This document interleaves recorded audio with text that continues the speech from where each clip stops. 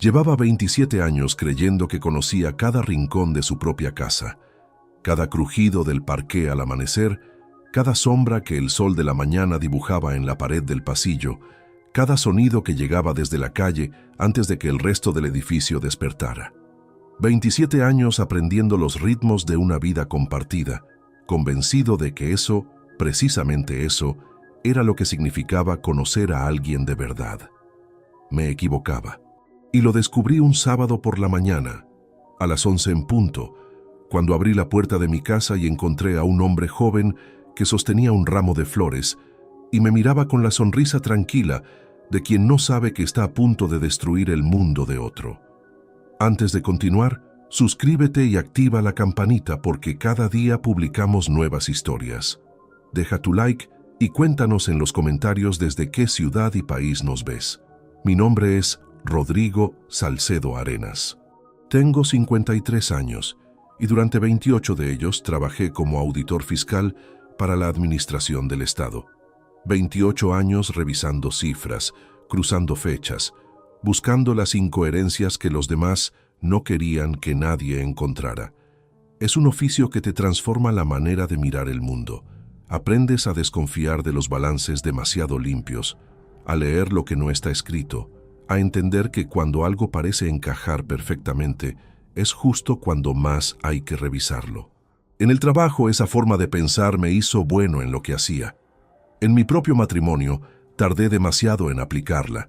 Vivía en Valladolid, en el mismo apartamento del que mi esposa y yo nos hicimos cargo hacía ya muchos años, cuando los tipos de interés de las hipotecas eran un castigo y tener un techo propio parecía reservado para quienes tuvieran paciencia suficiente para aguantar. Lo compramos en 1997, en plena resaca de la crisis de los 90, cuando varios compañeros de la oficina perdieron sus empleos y nosotros apretamos los dientes y firmamos los papeles. Recuerdo que esa tarde, al salir del banco con la carpeta bajo el brazo, Valentina me tomó del brazo en la acera y dijo que por fin teníamos algo que era solo nuestro. Me lo dijo mirándome a los ojos con una convicción que yo guardé dentro como si fuera un documento importante. Como si las palabras, bien guardadas, no pudieran perder su valor con el tiempo. Valentina Casas Herrera, 49 años.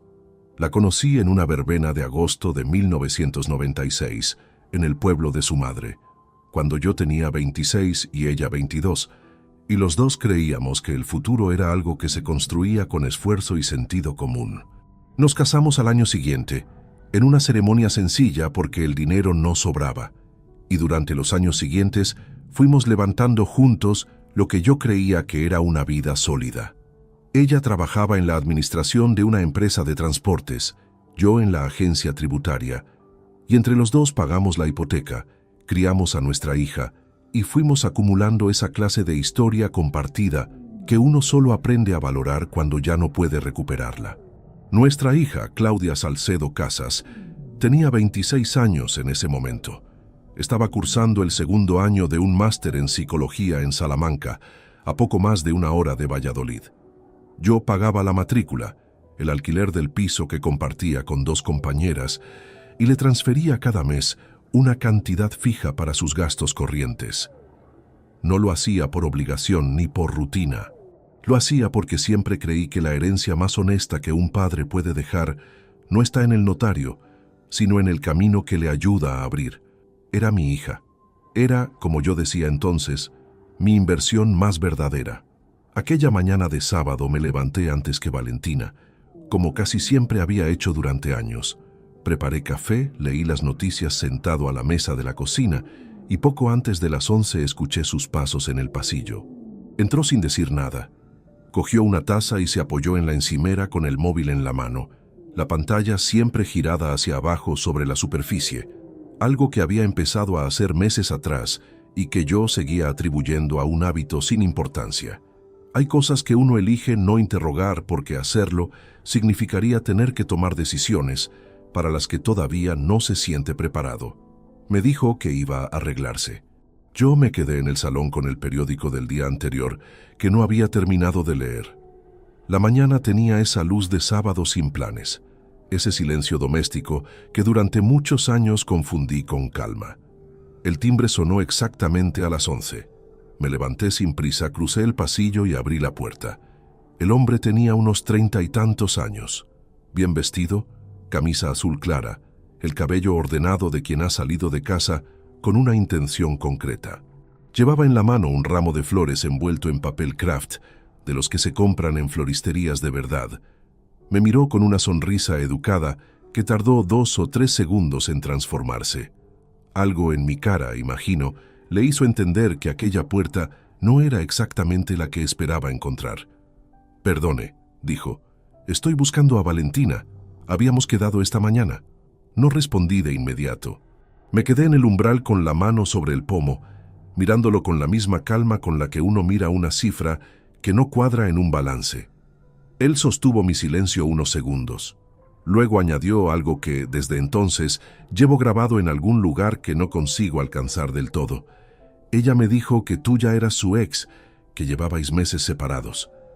No recuerdo haber sentido nada en ese instante preciso, o quizás sentí demasiadas cosas a la vez, y el cuerpo decidió por su cuenta que era mejor no procesarlas todavía. Lo que sí recuerdo con absoluta claridad es el sonido de unos pasos bajando las escaleras interiores.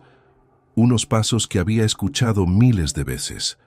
El ritmo exacto de alguien que lleva tacones bajos y desciende despacio porque el último peldaño siempre crujía. El hombre levantó la vista por encima de mi hombro. Yo no me moví. Valentina apareció en el pasillo con la cartera colgada del brazo, el abrigo puesto, el pelo recogido, lista para salir hacia algún lugar al que yo nunca había sido invitado. Me miró a mí. Miró al hombre. Volvió a mirarme. Y en ese momento, sin que nadie dijera una sola palabra más, los tres supimos exactamente en qué clase de historia nos encontrábamos. La escena duró quizás 10 segundos. Valentina dijo algo, aunque en ese instante el cerebro hace cosas extrañas con el sonido. Escuché su voz, pero no las palabras, como cuando uno pasa junto a un televisor encendido en un idioma que no reconoce. El joven murmuró una disculpa, bajó la vista hacia las flores que aún sostenía y se alejó por el pasillo hacia el ascensor sin mirar atrás. El ramo quedó apoyado contra la pared junto al felpudo, como si alguien lo hubiera dejado allí por descuido, sin destinatario. Cerré la puerta. Valentina seguía en el pasillo interior con la cartera colgada del brazo y el abrigo puesto. Me miró de una forma que en ese momento no supe descifrar, aunque ahora, con todo lo que sé, lo entiendo perfectamente. No era culpa, no era miedo, era cálculo. Cálculo puro disfrazado de sorpresa, pero antes de contarle lo que ocurrió a partir de esa mañana, necesito que entienda quién era yo en ese momento. No como excusa, como contexto, porque lo que hice después no tiene ningún sentido si no conoce primero la historia de lo que había tardado una vida entera en construir. Nací en febrero de 1971 en Valladolid, el segundo de 3 hermanos, en una familia donde el dinero se contaba antes de gastarlo y donde nadie se permitía el lujo de quejarse en voz alta. Mi padre trabajaba en una fundición en las afueras y llegaba a casa con las manos oscuras y el cansancio puesto encima como una segunda ropa.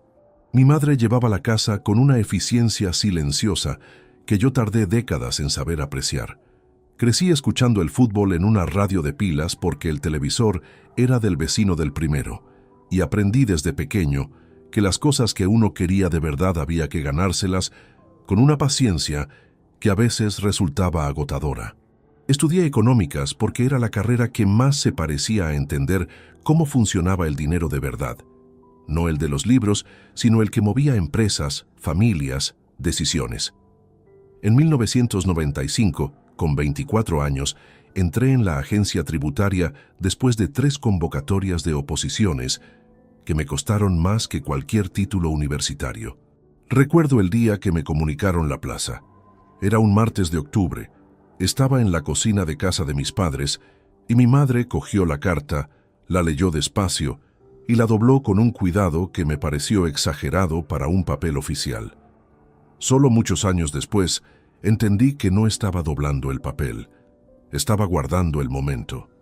28 años después de aquel martes, seguía siendo auditor fiscal. Había revisado expedientes de empresas que parecían impecables por fuera y estaban huecas por dentro. Declaraciones de renta que no cuadraban en 3 líneas distintas. Sociedades que usaban la complejidad como escudo. Aprendí que los números no mienten nunca, pero que quienes los escriben sí lo hacen con frecuencia, y que la diferencia entre una mentira bien construida y una chapucera está siempre en los detalles que el mentiroso consideró demasiado insignificantes para disimular. Esa lección me la enseñó el trabajo durante casi 3 décadas. Nunca imaginé que llegaría el día en que tendría que aplicársela a mi propia vida. El apartamento de Valladolid lo compramos en 1997, en plena resaca de la crisis que a principios de los 90 se había llevado por delante empleos, negocios y la confianza de media España. Los tipos de interés de las hipotecas eran un castigo.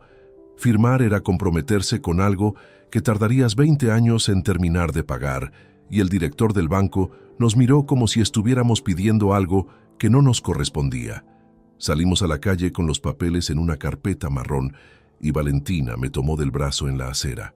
«Ya tenemos algo que es solo nuestro», me dijo, mirándome con una convicción que yo guardé dentro como se guardan los documentos que uno cree que nunca dejará de necesitar. Durante los años siguientes trabajamos los dos sin pausa. Ella en la administración de una empresa de transportes, llevando cuentas y coordinando facturación. Yo en la agencia, revisando lo que otros preferían que nadie revisara. Pagamos la hipoteca sin un mes de retraso. Criamos a Claudia. Hicimos algún viaje cuando las cuentas lo permitían. Cambiamos el coche 2 veces en 27 años. Fuimos acumulando esa clase de historia compartida que desde adentro parece absolutamente normal y que, imagino desde fuera, tenía exactamente el aspecto de una pareja que había hecho las cosas como se supone que hay que hacerlas. Lo que yo no veía, o quizás no quería ver, eran las fisuras. La primera era el teléfono. Valentina había cambiado de hábito hacía unos 8 meses, aunque yo lo noté de forma gradual, y no le puse fecha exacta hasta mucho después. Antes dejaba el móvil en cualquier rincón de la casa sin prestarle atención, en la encimera, en el sofá, en la mesita junto a la cama. En algún momento empezó a posarlo siempre boca abajo, con la pantalla contra la superficie, en cada habitación y en cada momento del día, no como algo ocasional, siempre, con la consistencia de quien ha adoptado una costumbre que ya no nota porque la repite de forma automática. La segunda eran los fines de semana. Valentina tenía un grupo de amigas con las que salía de manera irregular desde hacía años, lo cual era completamente habitual.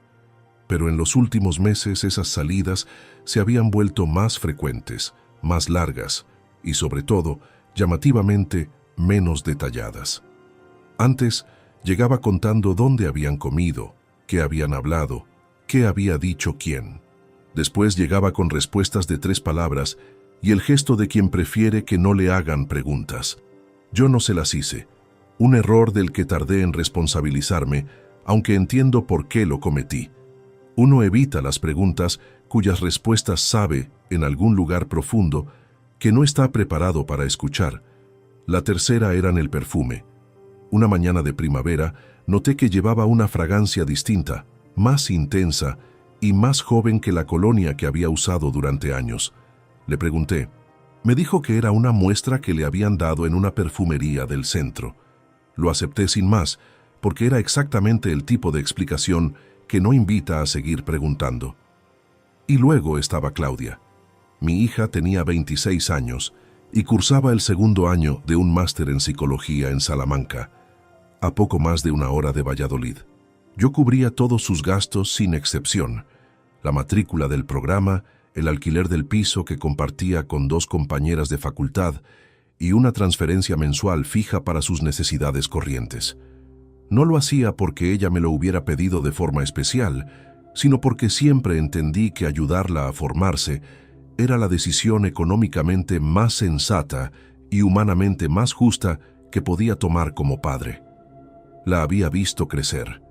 Había estado en cada momento importante de su vida. Financiar su futuro era, para mí, la forma más concreta y más duradera de quererla. Lo que no sabía todavía era que Claudia llevaba al menos 4 meses sabiendo exactamente lo que yo ignoraba, y que en lugar de decirme algo, había decidido ayudar a su madre a mantenerlo en secreto. Eso lo descubriría después, semanas después, cuando ya estaba buscando otras cosas. Aquella mañana de sábado cerré la puerta, miré a Valentina en el pasillo y escuché la primera de una larga serie de explicaciones que ya sabía, sin necesitar todavía ninguna prueba, que no se ajustaban a la verdad. Existen instantes que el cerebro decide conservar con una precisión que ninguna fotografía podría igualar. No los recuerda como recuerda un cumpleaños o el nombre de un compañero de trabajo. Los conserva completos, con volumen, con temperatura, con el olor exacto del aire en ese momento preciso. Lo que ocurrió en el pasillo de mi casa aquella mañana de sábado es uno de esos instantes. Lo he revisado tantas veces desde entonces que podría describirlo en la oscuridad, sin esfuerzo, con cada detalle en su lugar. Valentina apareció en lo alto de la escalera interior a las 11:04. Lo sé porque miré el reloj del pasillo de forma instintiva, el mismo reloj de pared que habíamos colgado juntos en 2003 y que llevaba 20 años marcando las horas con ese tic-tac suave que uno deja de oír hasta que de repente necesita escuchar algo fijo para no perder el equilibrio.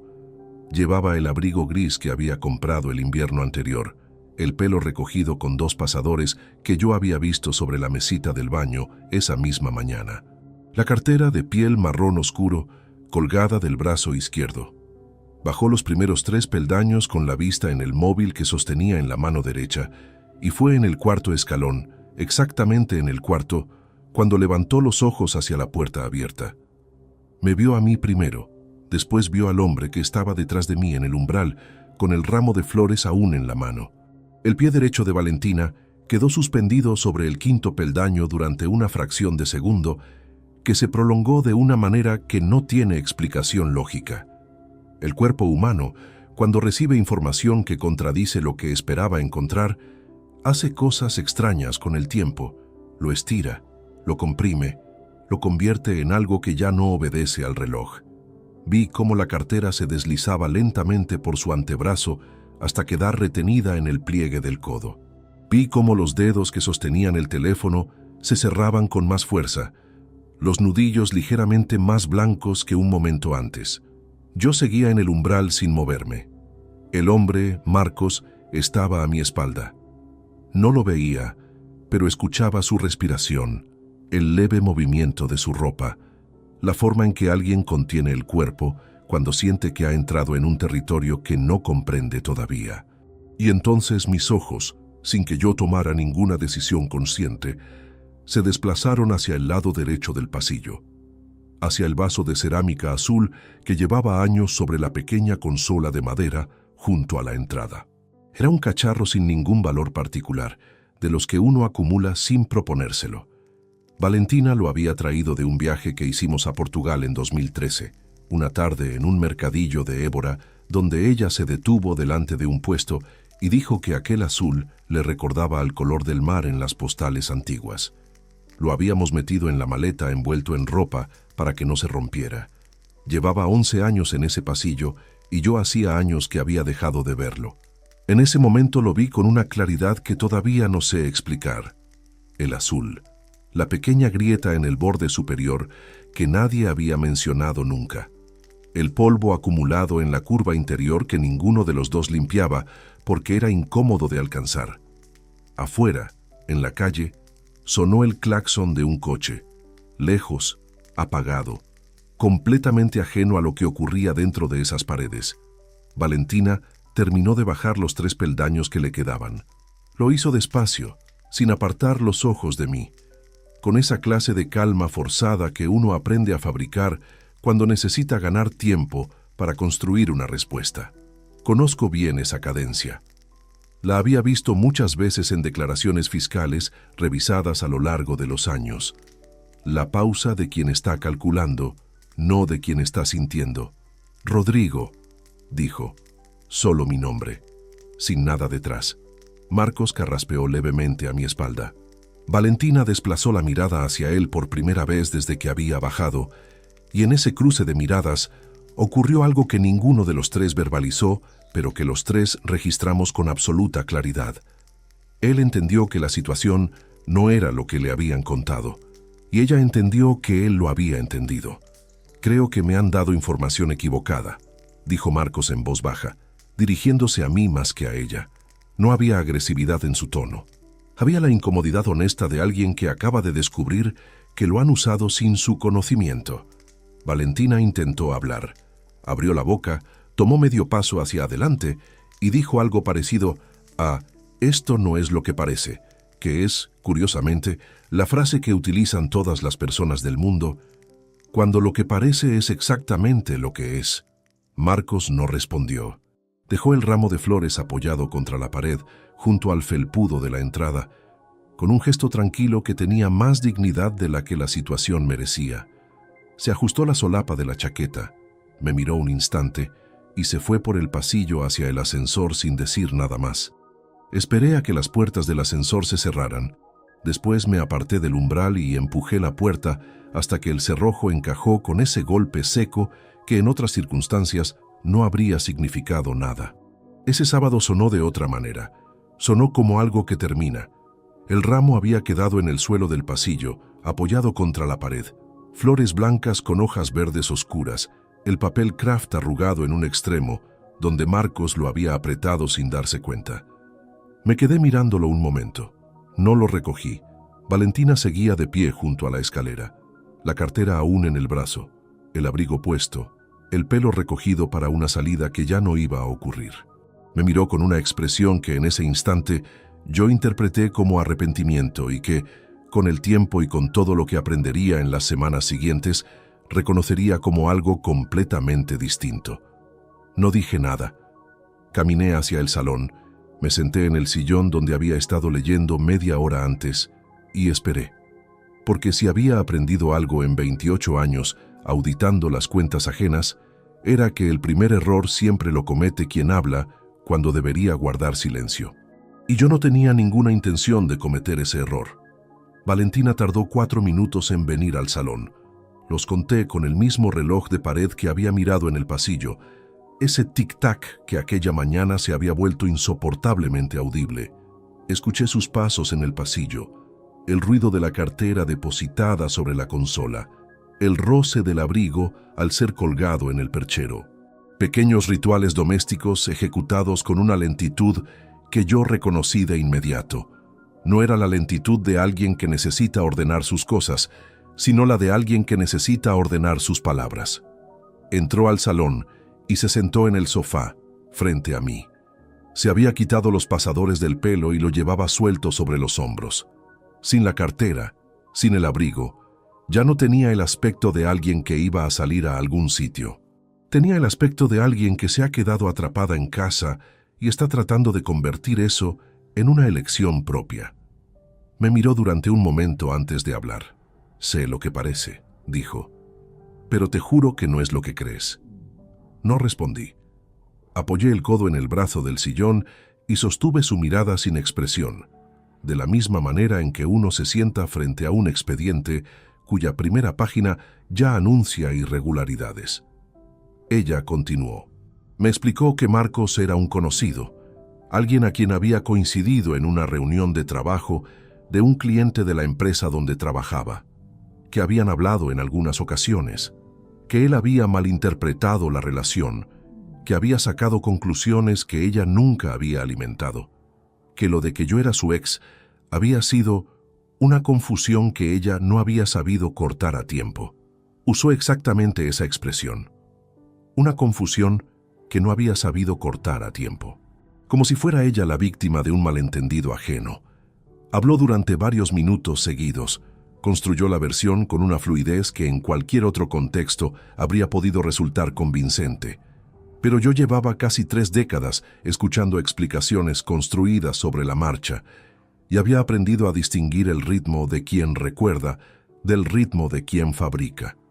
Quien recuerda duda, matiza, corrige un detalle y vuelve atrás. Quien fabrica avanza sin pausas, porque las pausas dan tiempo al interlocutor para hacer preguntas. Valentina no hizo ninguna pausa. Cuando terminó, el salón quedó en silencio. Afuera empezaba el ruido habitual de un sábado al mediodía, voces en la escalera del edificio, un motor arrancando en la calle, el sonido apagado de música desde algún piso de arriba. «De acuerdo», dije. Ella parpadeó. «De acuerdo», repitió, como si la respuesta no hubiera sido la que esperaba. «De acuerdo», confirmé. «He entendido». No añadí nada más. Me levanté del sillón, fui a la cocina, serví un vaso de agua y me quedé apoyado en la encimera mirando el patio interior por la ventana. Escuché cómo Valentina se quedaba en el sofá sin saber muy bien qué hacer con una conversación que había terminado antes de que ella terminara de controlarla. Quiero ser honesto en este punto, porque lo que voy a contar a continuación podría hacer que alguien me juzgue, y prefiero explicarlo antes de que eso ocurra. En ese momento, de pie junto a la ventana de mi cocina con el vaso de agua en la mano, no sentí la rabia que cualquiera esperaría. Sentí algo más frío y más pesado que la rabia. Sentí la certeza de que lo que aquel hombre me había dicho en la puerta era verdad. La certeza de que la versión que Valentina acababa de construir en el salón tenía exactamente la misma arquitectura que los balances fiscales fraudulentos que había revisado durante años. Elegante por fuera, incoherente por dentro si uno sabía dónde mirar. Y yo sabía dónde mirar. Tomé una decisión en ese momento, sin dramatismo y sin deliberación consciente. La decisión simplemente se formó sola, con la naturalidad de una conclusión que llega cuando todos los datos previos la hacen inevitable. No iba a confrontar más. No iba a pedir explicaciones adicionales, ni a elevar el tono, ni a exigir nombres y fechas y detalles. Eso era lo que ella esperaba, y lo que esperaba era lo que sabía manejar. En cambio, iba a hacer lo único que verdaderamente se me daba bien. Iba a revisar las cuentas. Las cuentas reales, los movimientos reales, las fechas y los patrones y las incoherencias que siempre, sin excepción, terminaban por aparecer cuando uno buscaba con paciencia suficiente. A partir de ese sábado iba a actuar como auditor, no como marido. El resto de la mañana transcurrió con una normalidad que a mí mismo me resultó inquietante. Valentina preparó algo de comer. Comimos en la cocina con el televisor encendido, el volumen bajo, uno de esos programas de mediodía que hablan de todo y no dicen nada. Ella hizo algún comentario sobre algo que había visto en la pantalla. Yo respondí con 2 o 3 palabras. El silencio entre una frase y otra tenía un peso que ninguno de los dos nombraba, pero que los dos, estoy seguro, estábamos notando de maneras completamente distintas. Por la tarde salí a caminar solo. Necesitaba aire y necesitaba espacio para ordenar lo que había empezado a moverse dentro.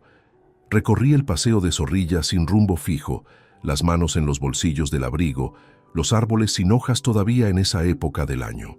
Pensé en los meses anteriores con una mirada nueva, revisando cada detalle que había archivado como insignificante. El teléfono siempre boca abajo, los fines de semana más frecuentes y menos detallados, el perfume distinto, las respuestas de 3 palabras. Por separado cada cosa era explicable. Juntas, bajo la nueva luz de esa mañana, formaban un patrón que cualquier auditor reconocería sin esfuerzo. Volví a casa a las 6:30. Valentina estaba viendo algo en el sofá. Me preguntó si quería cenar pronto o tarde. Le dije que lo que ella prefiriera.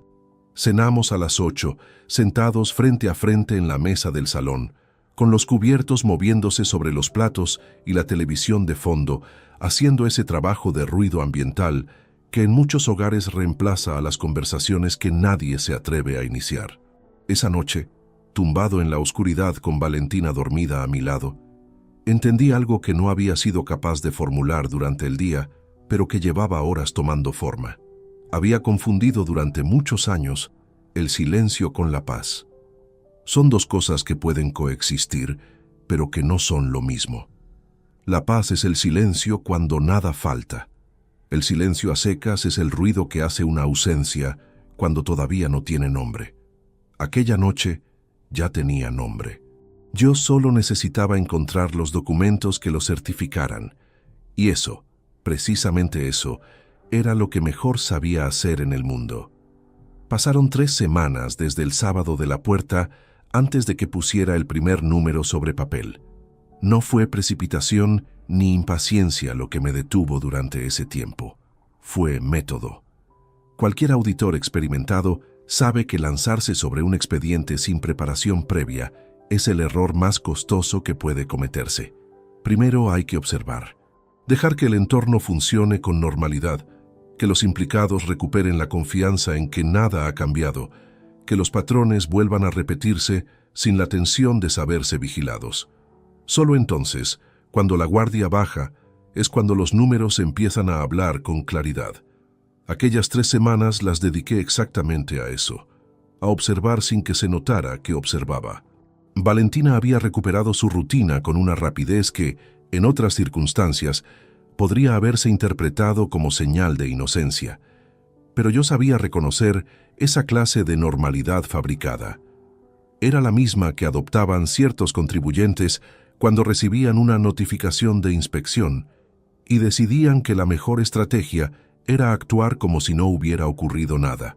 Seguían haciendo lo que hacían siempre, con un punto adicional de cuidado, un grado más de atención a los detalles visibles, convencidos de que la apariencia de orden era suficiente para disuadir al que miraba. El teléfono seguía boca abajo sobre cada superficie. Las salidas continuaron, aunque con una frecuencia ligeramente reducida durante los primeros días, lo cual era en sí mismo un dato. Quien no tiene nada que ocultar no ajusta su comportamiento después de un susto. La voz de Valentina cuando hablaba conmigo tenía ese tono específico de quien está siendo deliberadamente natural, que es el tono menos natural que existe.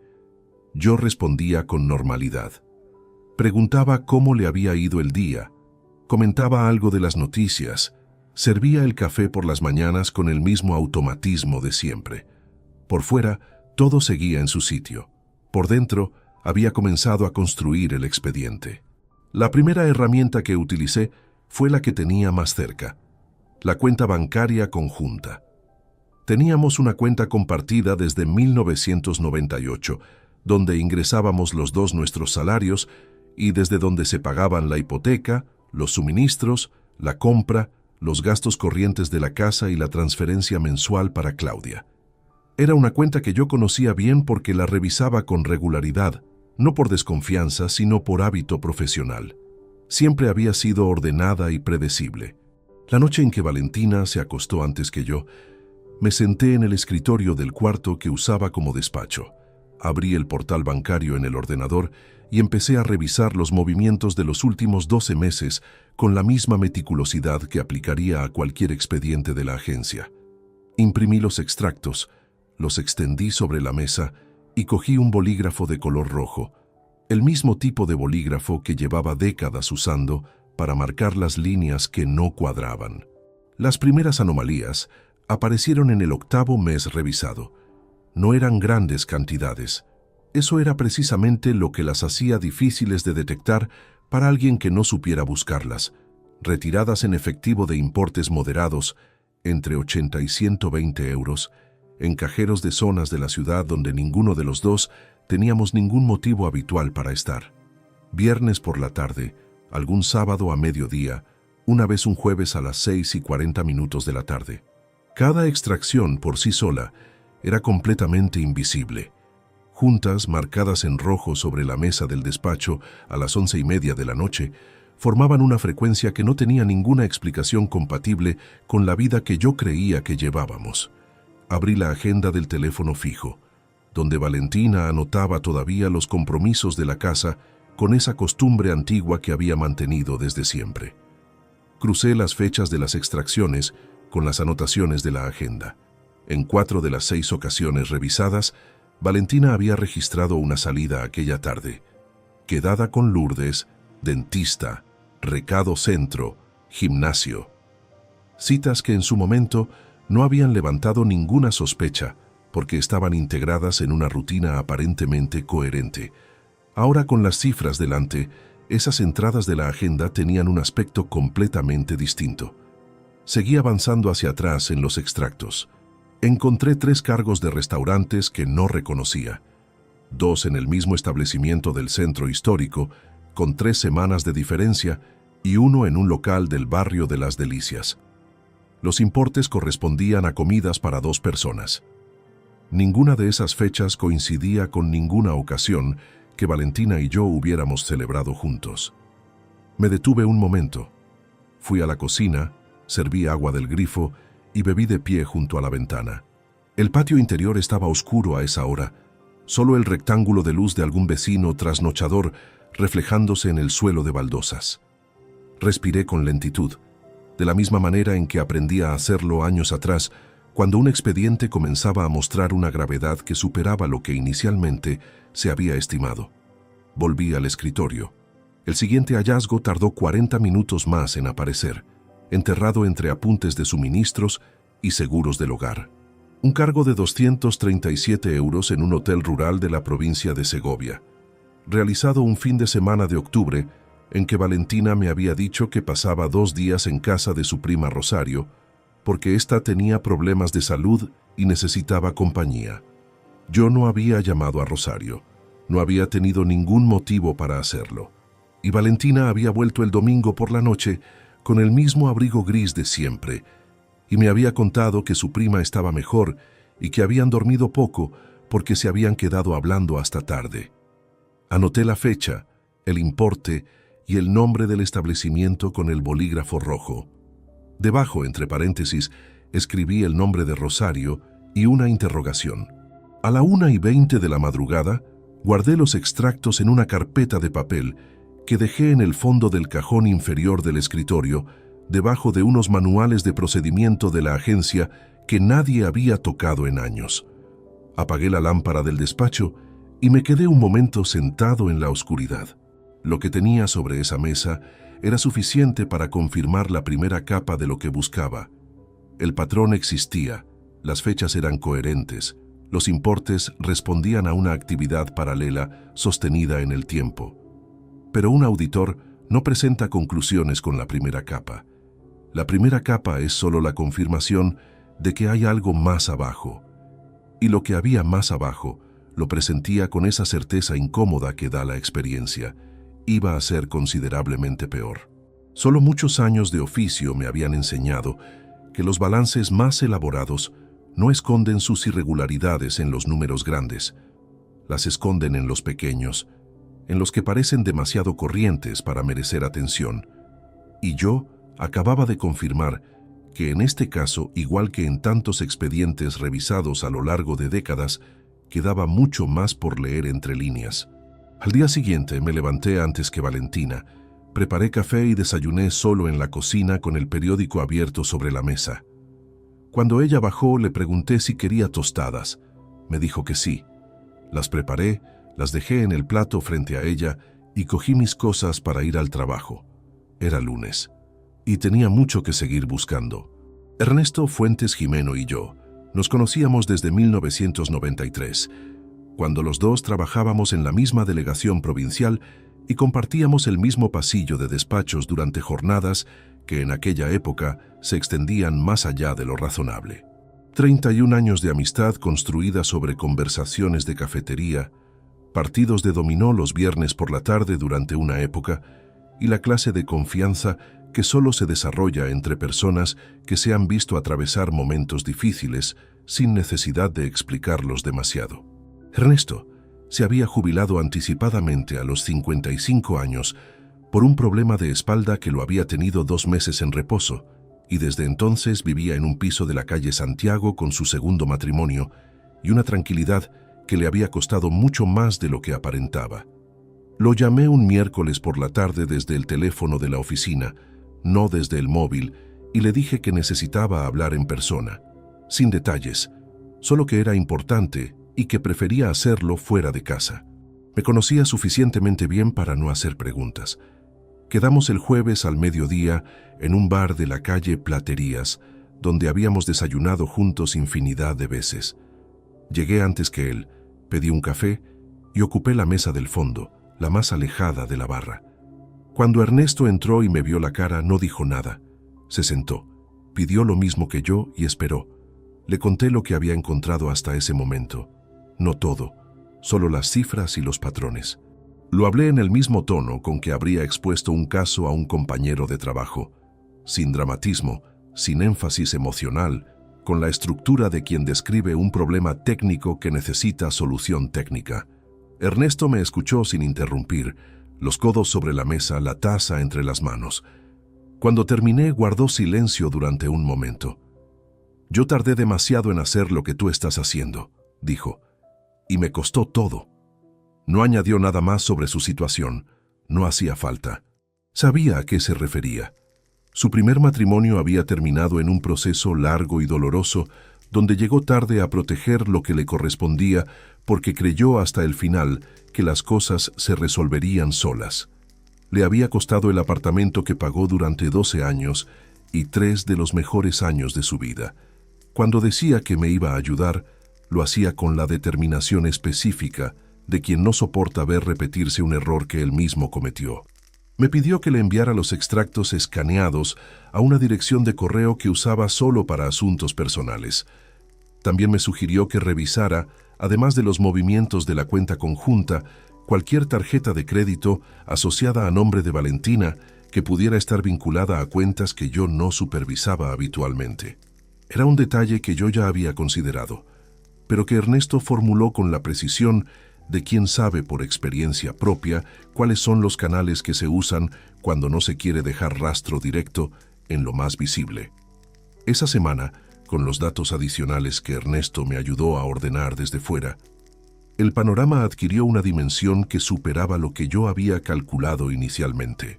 La tarjeta de crédito personal de Valentina, asociada a una cuenta individual que ella había abierto años atrás para sus gastos propios y que yo nunca había revisado por considerarlo un espacio de privacidad razonable, registraba una actividad sostenida durante los últimos 9 meses que no correspondía a ningún patrón de gasto ordinario.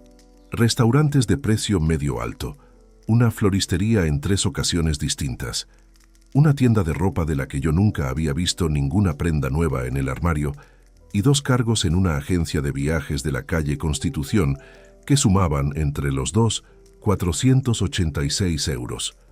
Uno de esos cargos coincidía en fecha exacta con el fin de semana de Segovia. El otro correspondía a una noche de hotel en Burgos, en la que Valentina, según lo que me había dicho en su momento, había asistido a una formación de empresa que incluía cena y alojamiento. Anoté cada importe con la misma meticulosidad de siempre. Al final de la columna, sumé el total de lo que podía acreditar documentalmente. Gastos realizados con dinero de la cuenta conjunta o con cargo a la tarjeta personal durante los 9 meses de actividad rastreable. La cifra final era de 3.240 euros. No era una fortuna, pero era suficiente para demostrar un patrón sostenido, premeditado y deliberadamente ocultado.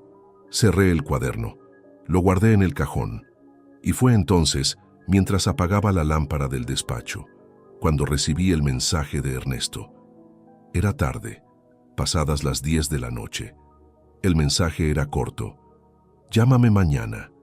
Hay algo más que necesitas saber».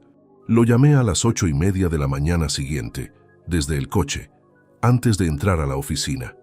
Ernesto habló durante 4 minutos sin que yo lo interrumpiera.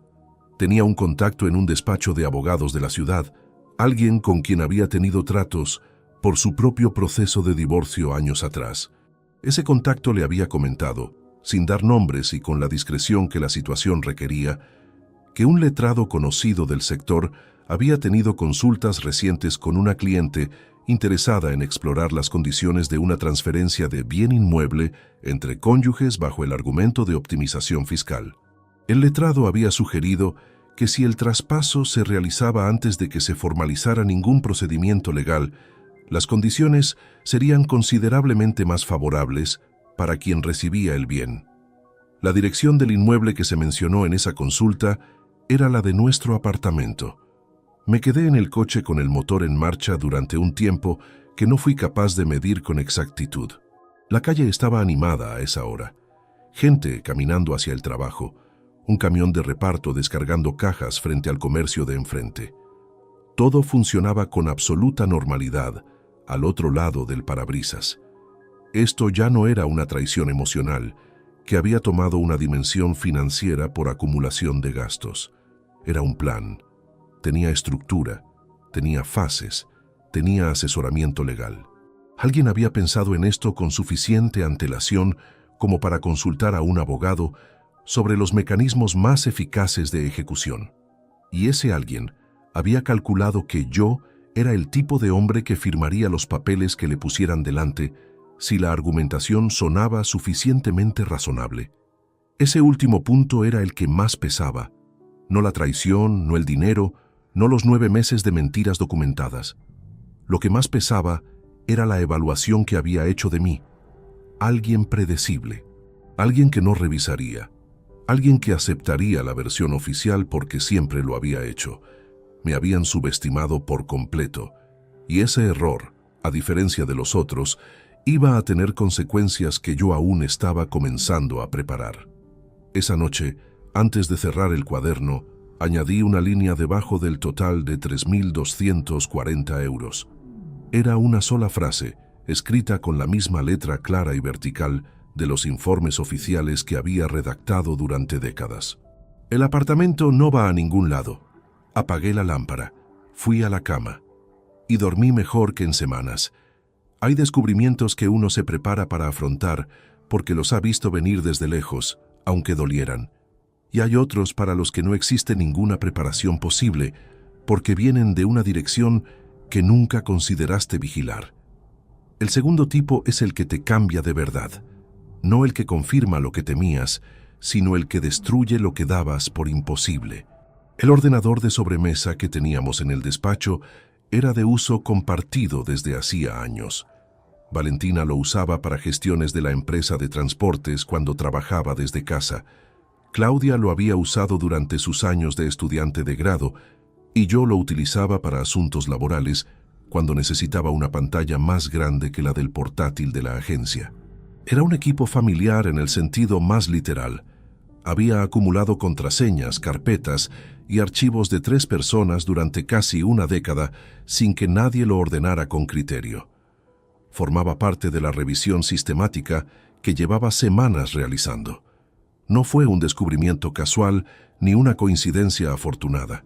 Era el siguiente elemento de una lista que había elaborado con la misma metodología que aplicaba a cualquier proceso de auditoría. Después de los extractos bancarios, la tarjeta de crédito, la agenda del teléfono fijo y los registros de llamadas del fijo del hogar, el ordenador compartido era el siguiente punto. Lo había dejado para ese momento precisamente porque requería más tiempo y más tranquilidad que el resto. Era un martes por la tarde. Valentina tenía reunión en la empresa hasta tarde y no llegaría antes de las 8. Yo había salido de la agencia a las 3, algo que raramente hacía, pero que aquella semana resultó posible por la carga de trabajo. Me senté frente al ordenador con 2 horas por delante y empecé por donde siempre empiezo, por el principio. Revisé el historial del navegador de los últimos 6 meses. La mayor parte era predecible. Búsquedas de recetas, noticias, páginas de la empresa de transportes, alguna tienda de ropa. Nada que añadiera información nueva a lo que ya tenía documentado. Continué con el explorador de archivos, revisando las carpetas por fecha de modificación. La mayoría llevaban meses sin tocarse. Algunas tenían fechas recientes, documentos de la empresa de Valentina, un par de archivos de texto sin nombre específico. Fue en la carpeta de descargas donde encontré el archivo. Se llamaba confnoviembre.txt y tenía fecha de creación de hacía 4 meses.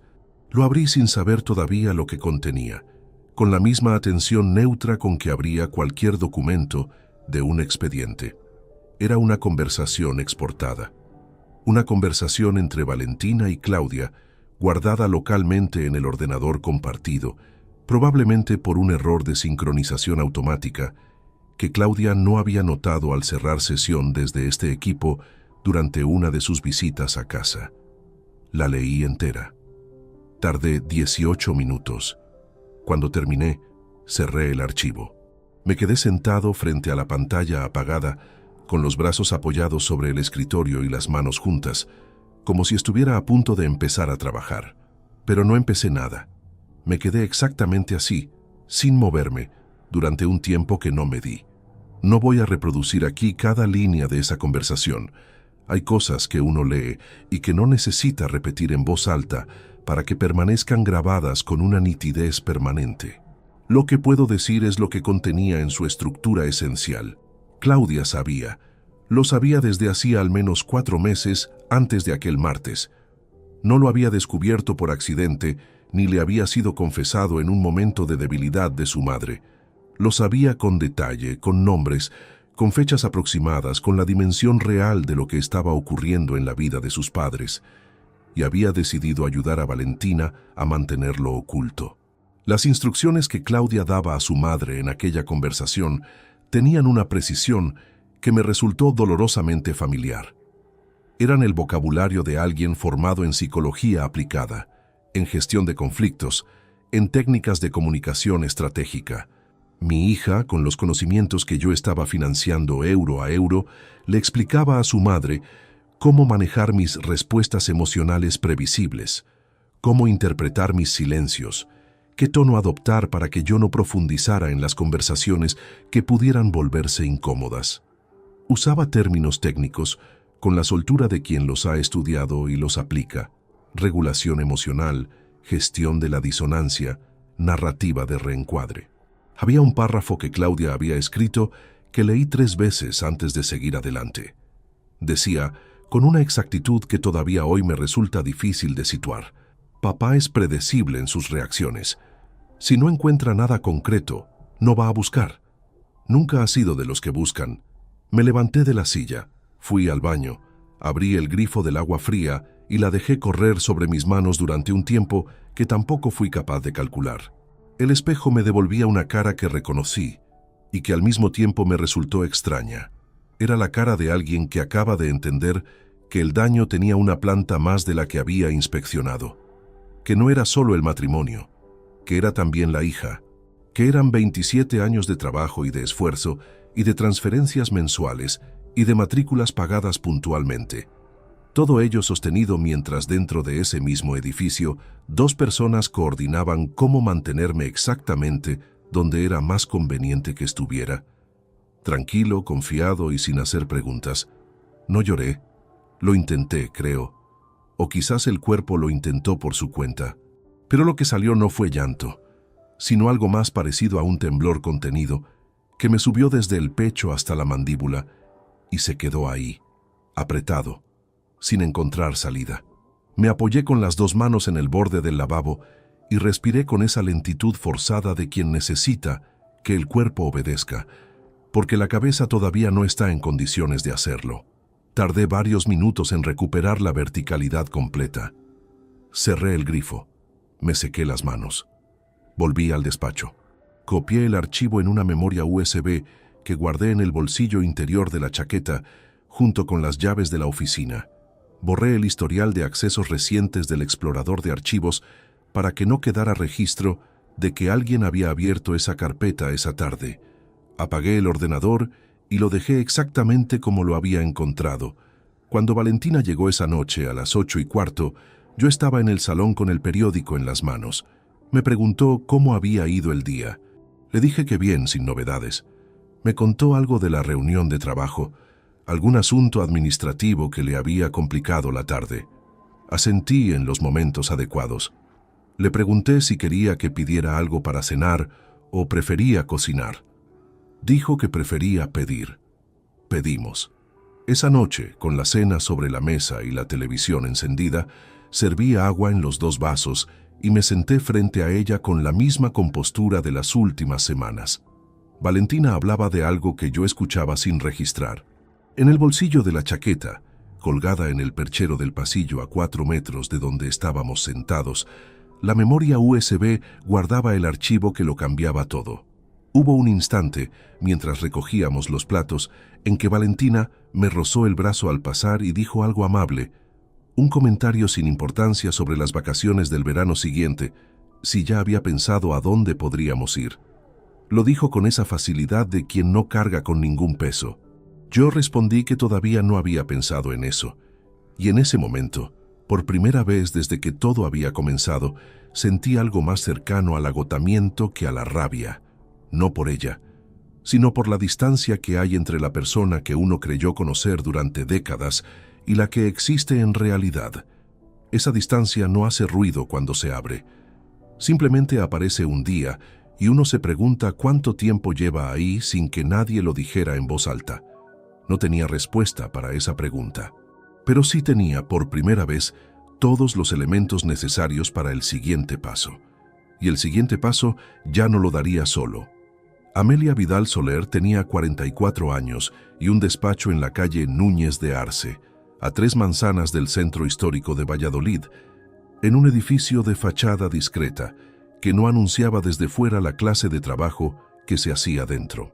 Ernesto me había dado su nombre con una recomendación escueta y precisa, que era exactamente la clase de recomendación que yo sabía valorar.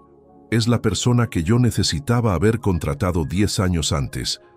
No comete errores y no habla más de lo necesario.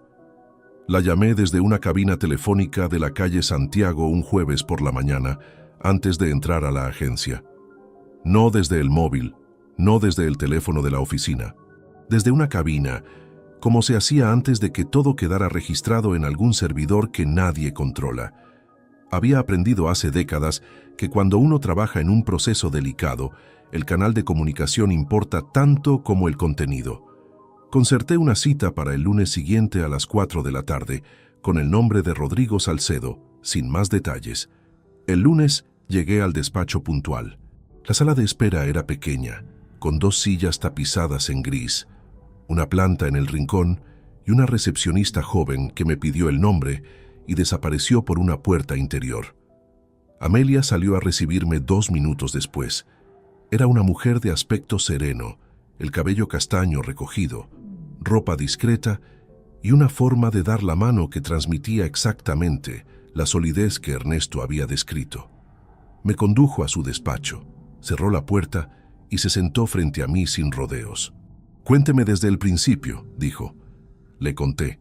Tardé 20 minutos. Le entregué una copia de los extractos bancarios con las anomalías marcadas, la relación de cargos de la tarjeta personal, la información sobre la consulta del letrado respecto al apartamento y la copia del archivo de conversación, guardado en la memoria USB, que ella insertó en su propio ordenador sin gestos de sorpresa ni de valoración visible. Tomaba notas en un bloc de papel con letra pequeña y vertical, asintiendo de vez en cuando sin interrumpir. Cuando terminé, dejó el bolígrafo sobre la mesa. «Tiene usted más documentación que el 90% de los clientes que llegan aquí», dijo. «Eso facilita el trabajo considerablemente». Me explicó la situación con una claridad que agradecí. El matrimonio en régimen de gananciales implicaba que el apartamento era un bien común adquirido durante la convivencia y que ninguno de los dos podía transferirlo, gravarlo, ni disponer de él unilateralmente sin el consentimiento del otro. Cualquier intento de hacerlo sin ese consentimiento constituía, en función de cómo se ejecutara, una conducta susceptible de reclamación legal. El dinero retirado de la cuenta conjunta, con fines ajenos a la economía familiar, era igualmente reclamable en el proceso de liquidación de gananciales. Lo que necesitábamos antes de iniciar cualquier procedimiento formal era completar la documentación, registrar los movimientos pendientes y asegurarnos de que ningún activo que me correspondiera pudiera ser alterado antes de que el proceso estuviera formalmente abierto. Para eso, Amelia necesitaba tiempo y yo necesitaba continuar actuando con absoluta normalidad en casa. ¿Puede hacerlo?, me preguntó, mirándome con la atención directa de quien sabe que esa es la pregunta más importante de toda la reunión. Le dije que llevaba 28 años revisando expedientes, mientras sus titulares creían que nadie miraba, que sí podía hacerlo. Salí del despacho a las 5:15, con una lista de tareas concretas y la certeza de que por primera vez desde el sábado de la puerta, el proceso tenía una dirección definida.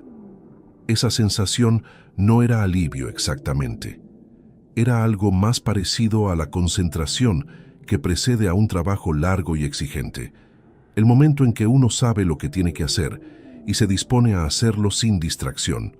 Las semanas siguientes fueron las más exigentes de todo el proceso.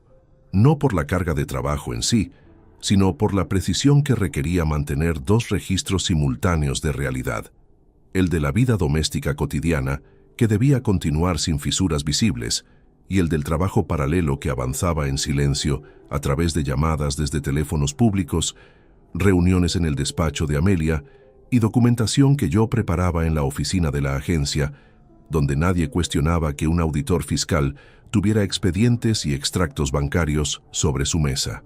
Valentina no notó nada, o si notó algo, lo interpretó como rutina laboral, exactamente como yo había calculado que haría. Un auditor fiscal que lleva papeles a casa, que consulta extractos, que imprime documentos y los archiva, no llama la atención en ningún hogar donde ese sea el paisaje habitual de décadas. Hubo un momento que estuvo cerca de complicarse. Era una tarde de entresemana, hacia la mitad de ese periodo. Yo estaba en el despacho imprimiendo un documento que Amelia necesitaba para el día siguiente. Un extracto consolidado de los movimientos de la cuenta conjunta con las anotaciones que habíamos preparado juntos, un documento que fuera del contexto de nuestro trabajo parecía simplemente una relación bancaria, pero que dentro de ese contexto era una pieza central del expediente. Valentina entró en el despacho sin llamar, como había hecho siempre durante años, para preguntarme si quería café. La impresora estaba terminando de sacar las últimas hojas cuando ella apareció en el umbral. Me miró a mí, miró la impresora, miró las hojas que yo recogía de la bandeja con una naturalidad que tuve que sostener de forma completamente consciente durante los 3 o 4 segundos que duró su mirada. «¿Qué es eso?», preguntó sin especial curiosidad. El tono era el de alguien que pregunta por inercia, no el de alguien que busca algo concreto. «Declaración complementaria de un expediente que tengo pendiente de cerrar», respondí, girando ligeramente las hojas hacia mi lado antes de colocarlas sobre la carpeta abierta sobre la mesa. «Me lo he traído para terminarlo esta noche». Ella asintió sin acercarse. «¿Quieres café o no?» «Sí, gracias». Se fue. Escuché sus pasos alejarse hacia la cocina. Esperé hasta que el sonido de la cafetera empezó a cubrir el silencio del pasillo y entonces, y solo entonces, coloqué las hojas dentro de la carpeta, cerré la carpeta y la guardé en el maletín que llevaría a la mañana siguiente al despacho de Amelia. Respiré despacio. Lo que había funcionado no era la improvisación, era la coherencia acumulada de años. Un auditor fiscal que imprime declaraciones en casa a las 7 de la tarde es exactamente lo más normal del mundo para quien ha vivido 28 años junto a uno. Valentina nunca me había considerado capaz de una estrategia que superara la rutina que ella conocía, y esa subestimación, que en otro momento me habría dolido, en ese periodo fue la herramienta más útil que tuve. Aquella noche tomé el café que ella había preparado. Comenté algo sin importancia sobre el trabajo y me senté con ella en el salón durante 1 hora antes de irme a dormir. Valentina estaba tranquila. Más tranquila, de hecho, de lo que había estado en las primeras semanas después del sábado. Se había acomodado de nuevo a la versión de la historia que le resultaba más conveniente, que yo había aceptado su explicación, que la tensión inicial se había disipado, que las cosas volvían a su cauce. Esa confianza era exactamente lo que Amelia y yo necesitábamos que mantuviera, porque mientras Valentina descansaba convencida de que la situación estaba bajo su control, el expediente que Amelia había comenzado a construir con los documentos que yo le llevaba semana a semana avanzaba con la solidez silenciosa de un proceso bien fundado. Cada pieza en su lugar, cada fecha verificada, cada importe respaldado por su correspondiente soporte documental. Faltaba una cosa, solo una. Pero era la más importante de todas. Necesitábamos que Valentina diera el paso que llevaba meses preparando, el paso del apartamento. Y Amelia me había dicho, con la precisión de quien conoce bien cómo funciona este tipo de procesos, que ese paso no tardaría mucho más en llegar. Quien lleva meses construyendo un plan y cree que el terreno está despejado, no espera indefinidamente. Llega un punto en que la oportunidad parece perfecta y la urgencia de ejecutar supera a la precaución. Solo teníamos que estar listos cuando ocurriera. Y lo estábamos. El momento llegó un miércoles por la noche, 43 días después de mi primera reunión con Amelia. Habíamos terminado de cenar. Yo recogía los platos de la mesa mientras Valentina permanecía sentada con la copa de agua entre las manos. En esa postura específica que adopta la gente cuando ha estado ensayando algo durante un rato y por fin decide que el momento es adecuado. Lo reconocí de inmediato. Era la misma postura que adoptaban ciertos contribuyentes al inicio de una inspección cuando querían plantear una propuesta que llevaban tiempo preparando. El cuerpo ligeramente inclinado hacia adelante, los hombros bajos, el tono cuidadosamente calibrado hacia lo casual. «Rodrigo», dijo cuando yo volvía de la cocina, «siéntate un momento. Quiero hablarte de algo». Me senté. Valentina comenzó con una introducción que durará 4 minutos y que yo escuché con atención sin interrumpirla en ningún momento. Habló de la situación económica general, de la incertidumbre que había en el ambiente desde hacía tiempo, de lo razonable que era pensar en proteger el patrimonio familiar con antelación. Habló de su hermana, que había tenido problemas con una herencia por no haber hecho las cosas a tiempo. Habló de un conocido de la empresa de transportes que había pasado por dificultades porque sus bienes no estaban bien distribuidos legalmente. Cada ejemplo era una piedra colocada con cuidado en la base de lo que vendría después. Cuando llegó al punto central lo hizo con una naturalidad que habría resultado completamente convincente para alguien que no supiera lo que yo sabía. «He estado hablando con un asesor», dijo, «y me ha explicado que si ponemos el apartamento a mi nombre, o al menos una parte significativa, hay ventajas fiscales importantes. Algo relacionado con la planificación de cara a una eventual herencia. Dice que si lo hacemos antes de que haya cualquier procedimiento formal, el ahorro puede ser considerable». Hizo una pausa. Me miró. «¿Qué te parece?». La pregunta flotó en el silencio del salón durante varios segundos. Afuera, el ruido habitual de la calle a esa hora. Un coche pasando despacio, voces apagadas en el piso de arriba, el sonido distante de una televisión desde algún lugar del edificio. Yo la miré con la misma calma con que había escuchado todo lo anterior. «Déjame pensarlo», dije. «Es una decisión importante. No quiero hacer nada sin revisarlo bien». Valentina asintió con una sonrisa moderada que no llegaba a los ojos. «Por supuesto, sin prisa. Solo quería planteártelo». Esa noche, desde el cuarto de baño con el grifo abierto para cubrir el sonido, envié un mensaje a Amelia desde el segundo teléfono móvil de prepago que había comprado semanas antes y que guardaba en el cajón del escritorio de la agencia. «Esta noche hizo el movimiento, mañana te llamo». La respuesta de Amelia llegó en menos de 3 minutos. «Perfecto, estamos listos». A la mañana siguiente me reuní con ella a las 8:30 antes de entrar a la agencia. Le expliqué con detalle lo que Valentina había planteado la noche anterior, las palabras exactas, la estructura del argumento, la mención al asesor. Amelia escuchó con su bolígrafo sobre el bloc, tomando notas con la misma concentración de siempre. «El asesor que menciona es casi con certeza el mismo letrado del que le habló Ernesto hace semanas», dijo. «Lo que le ha propuesto es exactamente el mecanismo que queríamos documentar. Una transferencia de bien ganancial motivada por una justificación fiscal que no se sostiene técnicamente y que, en el contexto de lo que ya tenemos, permite acreditar la intención de alterar la composición del patrimonio común antes de un procedimiento de separación». Me explicó el paso siguiente con precisión. Yo debía responder a Valentina mostrando disposición a considerar la propuesta, sin comprometerme ni rechazarla. Eso mantendría el proceso activo y le daría a Amelia el tiempo necesario para completar los últimos documentos que queríamos tener firmados y registrados antes de presentar la demanda de divorcio. Teníamos, según su estimación, entre 10 y 14 días antes de que Valentina comenzara a presionar por una respuesta concreta. Usamos cada uno de esos días.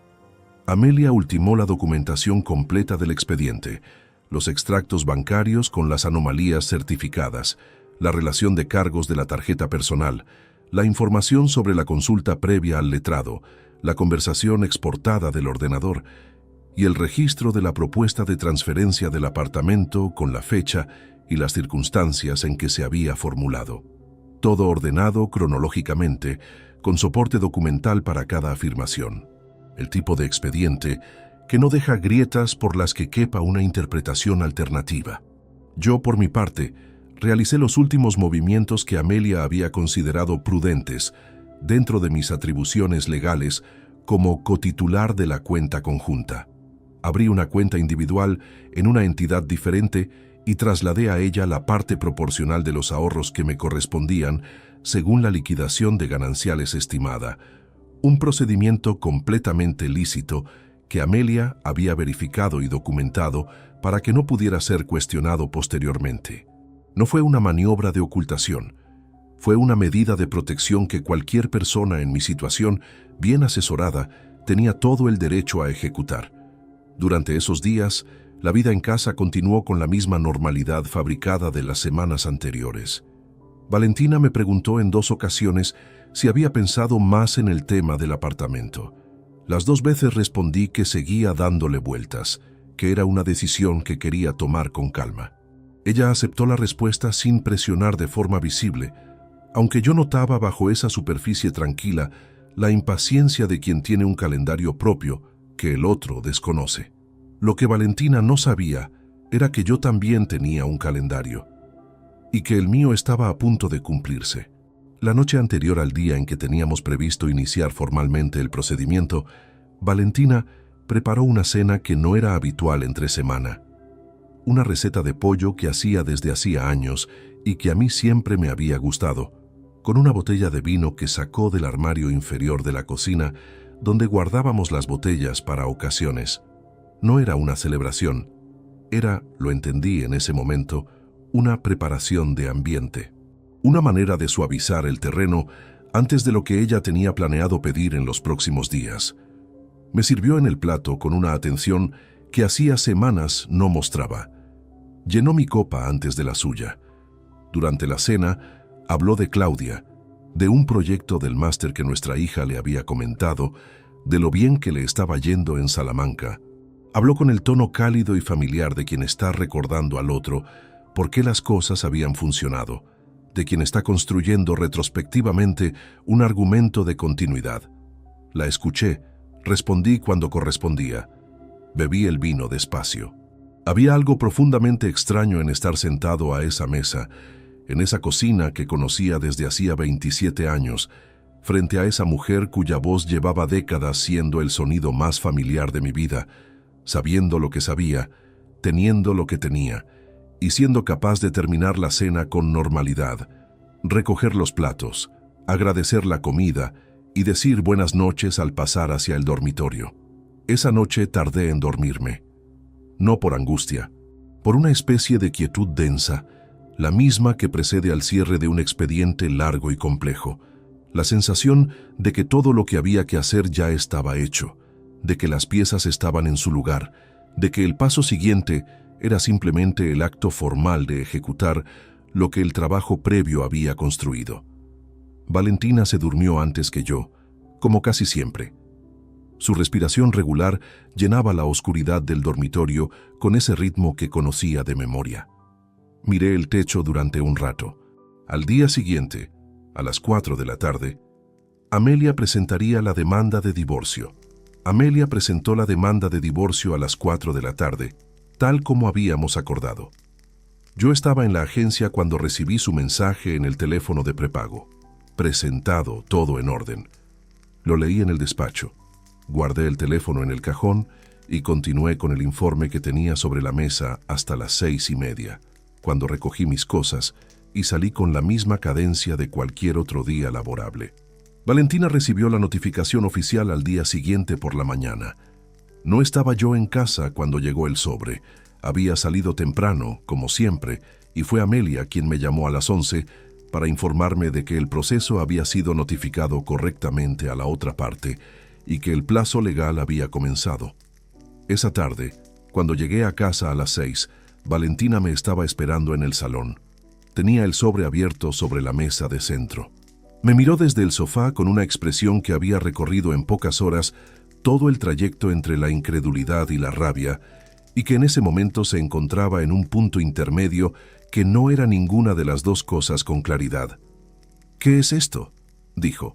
No era una pregunta real. Era el inicio de algo que ella necesitaba recorrer en voz alta. Dejé el maletín junto a la entrada del salón, me quité el abrigo y lo puse sobre el respaldo de la silla. Me senté frente a ella. Sobre la mesa, además del sobre, había colocado Amelia, por instrucción mía, un sobre más pequeño que yo había dejado en casa esa misma mañana antes de salir.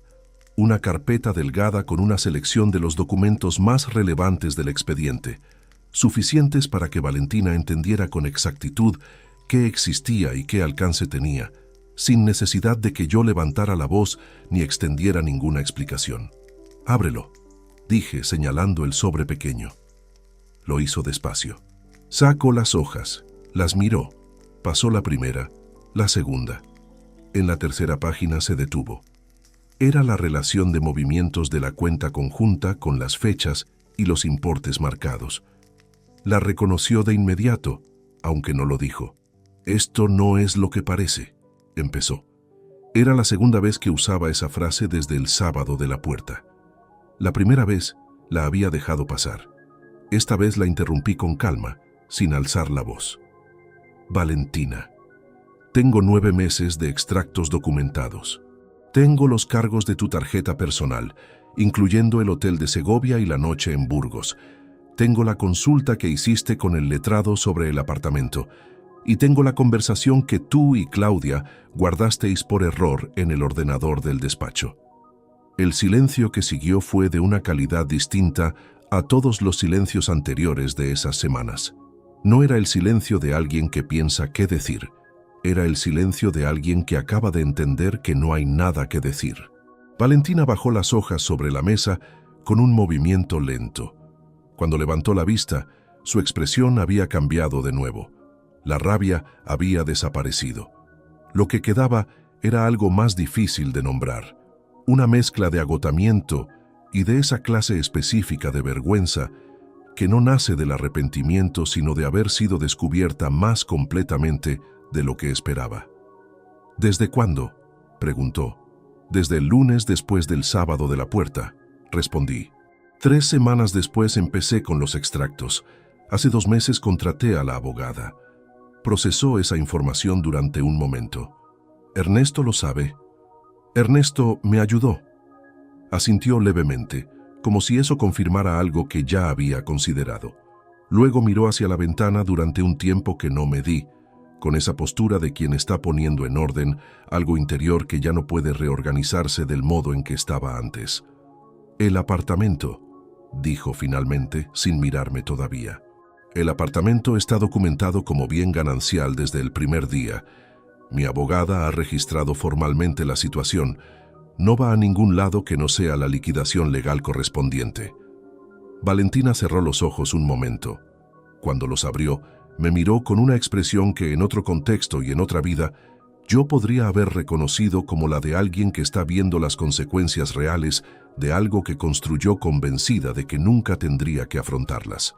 Lo que ocurrió en los días y semanas siguientes fue gestionado íntegramente a través de Amelia y el abogado que Valentina contrató, un letrado de la calle Duque de la Victoria llamado Gonzalo Serrano Medina, con quien Amelia estableció una comunicación profesional y sin incidencias.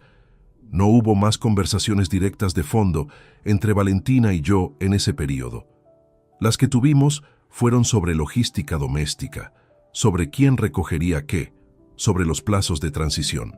Conversaciones breves, en el pasillo o en la cocina, con la economía verbal de 2 personas que han acordado tácitamente que ya no queda nada relevante que decirse fuera del marco legal.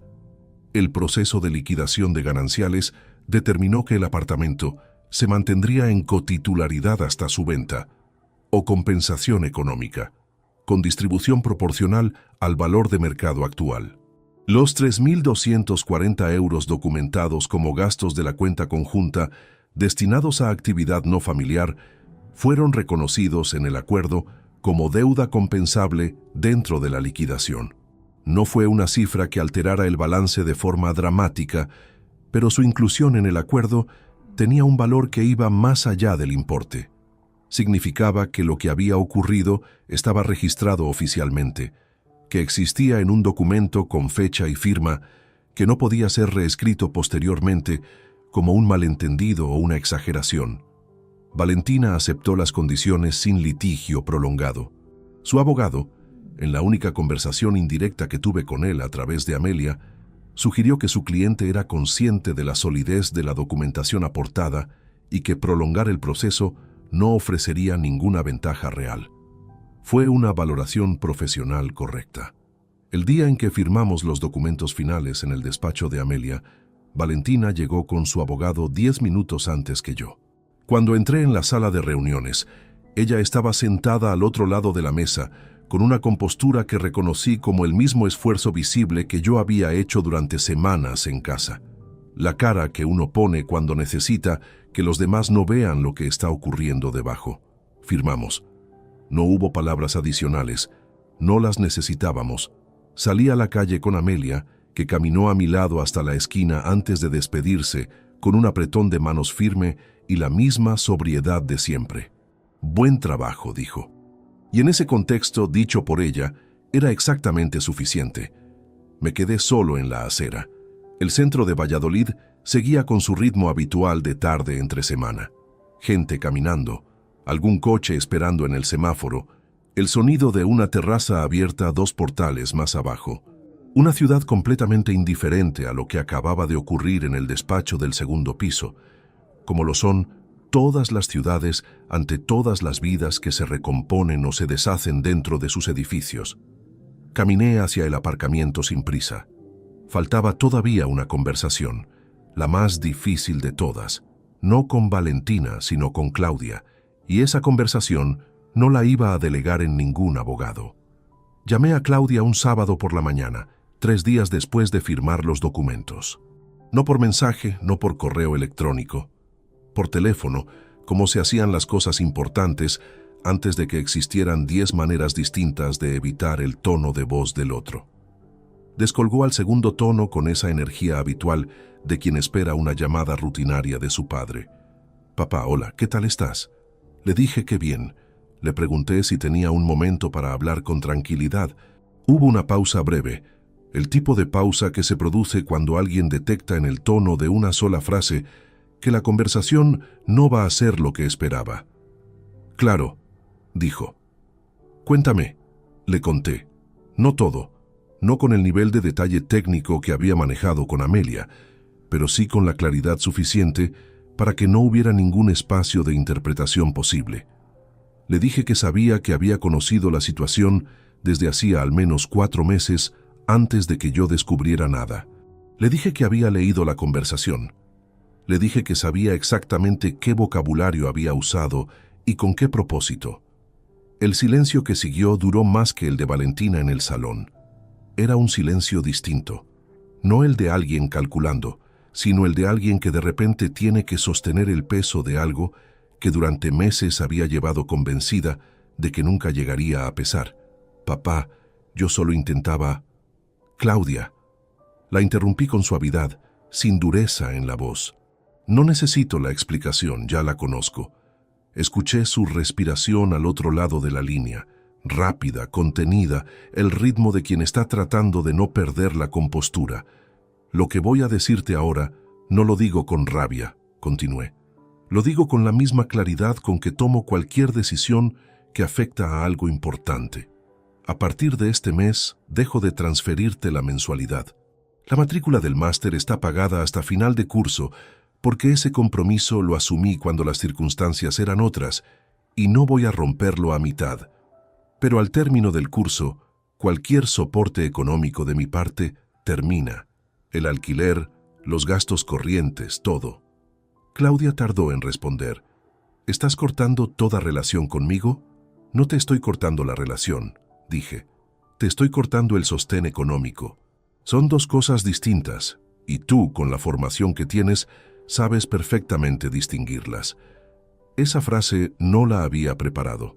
Salió sola, con esa precisión que a veces tienen las cosas que uno lleva semanas pensando sin ponerles palabras. Claudia lloró. Lo escuché al otro lado sin interrumpirla. Habló durante varios minutos, que lo sentía, que había cometido un error, que no había sabido manejar la presión que su madre había ejercido sobre ella, que en ningún momento había querido hacerme daño. Escuché todo con atención, no porque las palabras cambiaran algo, sino porque era mi hija y porque escucharla era lo mínimo que le debía, independientemente de lo que había hecho. Cuando terminó, le respondí con calma. Tienes 26 años y una formación que te da las herramientas para entender exactamente las consecuencias de las decisiones que tomas sobre las personas cercanas. Las usaste para ayudar a alguien a engañarme. Eso no lo voy a borrar porque hayas llorado, y no espero que tú lo entiendas todavía. Pero algún día, cuando tengas más años, lo vas a entender. Hice una pausa. Y si en algún momento quieres tener una relación conmigo que no esté construida sobre lo que ocurrió este año, la puerta no está cerrada. Pero ese camino lo tendrás que recorrer tú. No lo voy a recorrer yo. Colgué. Me quedé con el teléfono en la mano durante un momento, sentado a la mesa de la cocina, con el café frío a un lado y la luz de la mañana entrando por la ventana del patio interior. No sentí alivio. No sentí satisfacción. Sentí algo más parecido a la quietud que queda cuando uno termina un trabajo largo y exigente y por fin puede separarse de él. Esa combinación específica de agotamiento y de algo que, con esfuerzo, podría llamarse paz. En los meses siguientes, reorganicé la vida con la misma meticulosidad que había aplicado al proceso anterior, pero en dirección contraria. Ya no construía un expediente, sino una cotidianidad nueva. Valentina salió del apartamento en el plazo acordado. Me quedé en él por acuerdo mutuo mientras se gestionaba la valoración y la decisión sobre la venta o compensación. Dormí en el mismo dormitorio de siempre, con el mismo techo de siempre, y fui aprendiendo que los espacios no guardan el peso que uno les atribuye, guardan el que uno decide dejarles. Ernesto me llamaba una vez por semana. Nunca preguntaba directamente cómo estaba. Preguntaba si había comido bien, si había salido a caminar, si tenía pendiente algún partido de fútbol que mereciera verse. Era su manera de hacer lo que siempre había hecho, estar sin subrayarlo. Le estaba más agradecido de lo que le había dicho, y él lo sabía sin que yo se lo dijera, porque así funcionan las amistades que han tenido tiempo suficiente para prescindir de las palabras innecesarias. Hay una cosa que me he preguntado en muchas noches desde entonces. Me la he preguntado con honestidad, sin buscar una respuesta que me dejara bien. Si hubiera sabido en 1997, cuando firmamos aquella hipoteca y salimos del banco con la carpeta marrón bajo el brazo, lo que sabía en el momento de firmar los papeles del divorcio, ¿habría hecho las cosas de otra manera? No me refiero a la estrategia, ni al proceso, ni a los documentos. Me refiero a los años anteriores, a los fines de semana que cambié por trabajo, a las conversaciones que dejé para después, a los momentos en que estuve presente en el cuerpo, pero ausente en todo lo demás. La respuesta honesta es que no lo sé. Fui el tipo de hombre que era, con las limitaciones que tenía, en el tiempo en que me tocó serlo. Trabajé demasiado porque creí que eso era lo que un padre y un marido debía hacer. Me equivoqué en algunas cosas. No me disculpo por ellas en exceso, porque eso sería convertir la culpa en otro tipo de comodidad. Pero las reconozco, las cargo, y espero que sirvan de algo. Lo que sí sé es esto. Hay una lección en todo lo que ocurrió que no es mía solamente. Es para cualquier persona que haya construido algo con sus manos durante décadas y se haya acostumbrado a creer que eso la hace invulnerable, o peor todavía, que la hace prescindible para quienes más cerca están. La experiencia acumulada no es un adorno, es la herramienta más afilada que uno tiene, y quien la subestima comete el error más caro de su vida. Marcos Ibáñez, el hombre de las flores, nunca supo exactamente qué había ocurrido detrás de la puerta que abría aquel sábado. Fue una víctima de una mentira que no fabricó y de la que se alejó con una dignidad que, con el tiempo, aprendí a reconocer. No tengo nada que reprocharle. El proceso terminó, la vida continuó, Y yo seguí siendo auditor fiscal, levantándome temprano, revisando los números que otros prefieren que nadie revise, llegando a casa por las tardes con el maletín bajo el brazo y cocinando para uno con la misma atención con que antes cocinaba para dos. Una tarde de invierno, varios meses después de que Valentina recogiera sus cosas, estaba cruzando el pasillo hacia el despacho y me detuve frente a la consola de madera junto a la entrada. El espacio donde había estado durante 11 años, el vaso de cerámica azul que ella trajo de Portugal, seguía vacío. No lo había llenado con nada. No porque no hubiera podido, sino porque durante un tiempo no había encontrado nada que valiera la pena poner ahí. Esa tarde me quedé mirando ese espacio durante un momento. Había sido lo último en lo que mis ojos se habían fijado cuando el mundo se detuvo un sábado a las 11 de la mañana. El azul, la grieta en el borde, el polvo en la curva que nadie limpiaba. Lo había mirado porque el cerebro, en los instantes que no comprende, busca algo concreto a lo que aferrarse. Y se había aferrado a eso. Ahora el espacio estaba vacío y limpio. Y me pareció, de pie en ese pasillo con la luz de la tarde entrando desde el salón, que el vacío era más honesto que todo lo que había ocupado ese lugar durante años. Seguí hacia el despacho. Había trabajo que terminar. Si esta historia te ha gustado, apóyanos con un like. Suscríbete al canal y déjanos tus opiniones en los comentarios. Para escuchar la siguiente historia, haz clic en la caja que aparece a la izquierda. Gracias por acompañarnos.